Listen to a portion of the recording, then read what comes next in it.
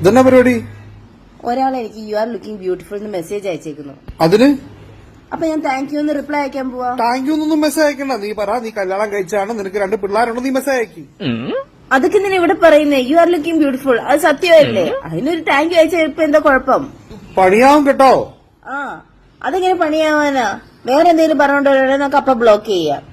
ഇതിനിപ്പോ ഞാൻ റിപ്ലൈ അയക്കാൻ പോവാ താങ്ക് യു എന്ന്. എന്നാ എടുക്കുവാ?